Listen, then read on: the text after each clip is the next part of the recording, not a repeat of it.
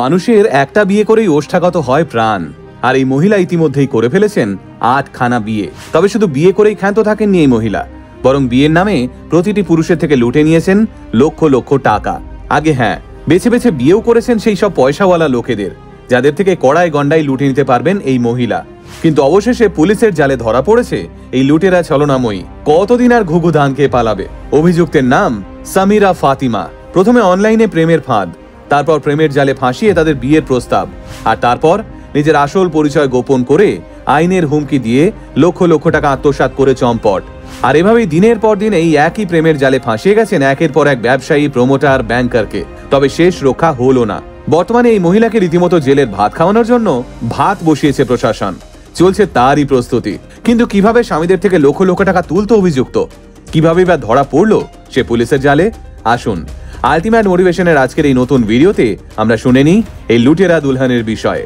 সব মেয়েরা ছেলেদের টাকা প্রতিপত্তি সম্পত্তি দেখে ভালোবাসে না। কিছু মেয়ে শুধু মানুষটাকেই ভালোবেসে থেকে যায়, কিন্তু তাদের সংখ্যা বোধহয় হাতে গোনা।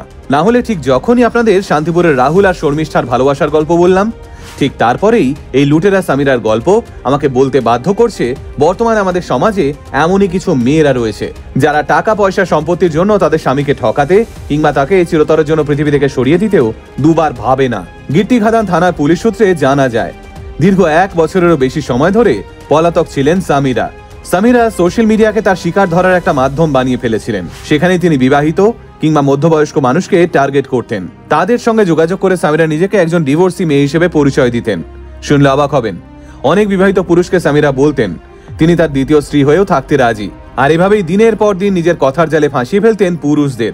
আর এভাবেই দীর্ঘ 15 বছর ধরে 8 জন পুরুষকে বিয়ে করে তারপর তাদের বিভিন্নভাবে ব্ল্যাকমেইল করে আইনের হুমকি দিয়ে লক্ষ লক্ষ টাকা জালিয়াতি করেছেন। সামিরা টার্গেট লিস্টে প্রথমেই থাকতো মুসলিম ধনী ব্যবসায়ী, ব্যাংকার, ট্রান্সপোর্টার।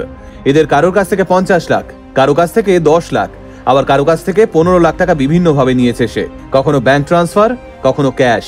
তবে পুলিশ তদন্তে নেমে জানতে পেরেছে সামিরার পক্ষে এত বড় কর্মকাণ্ড চালানো সহজ নয়। এর পিছনে ওর একটা বড় গ্যাং কাজ করছে, আর তারাই ম্যাট্রিমোনিয়াল সাইট থেকে শুরু করে ফেসবুক সব জায়গায় নিজেদের জাল বিছিয়ে রেখেছে পয়সাওয়ালা লোকেদের ফাঁদে ফেলার জন্য।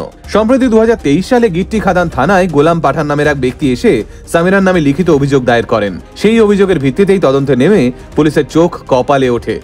এত বড় ঠকবাজি এই মহিলা, যে ইতিমধ্যে নিজের 9 নম্বর শিকারকে জালে ফেলবার জন্য প্রস্তুত হচ্ছিল, কিন্তু অবশেষে তার সব প্ল্যানে জল ঢেলে দিয়েছে গিট্টিখাদান থানা। পুলিশ সূত্রে এও জানা যায়, যথেষ্ট শিক্ষিত একজন মহিলা সামিরা।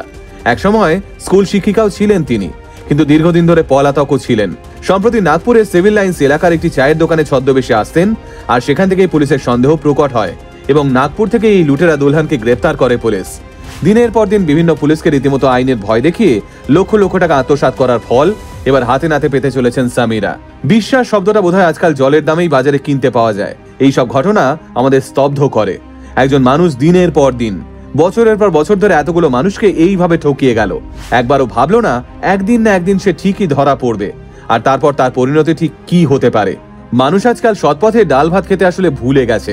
ধার করেও কিছু মানুষের রোজ বিরিয়ানি খাওয়া চায়, আর তাই লোভ বাড়তে বাড়তে মানুষের অধঃপতন এইভাবেই ডেকে আনে। আবারও বলছি, কাউকে জীবনসঙ্গী বানানোর আগে তার বিষয়ে বারংবার খোঁজ নিন। দুদিনের কথার জালে জড়িয়ে বিবেককে খুইয়ে দেবেন না।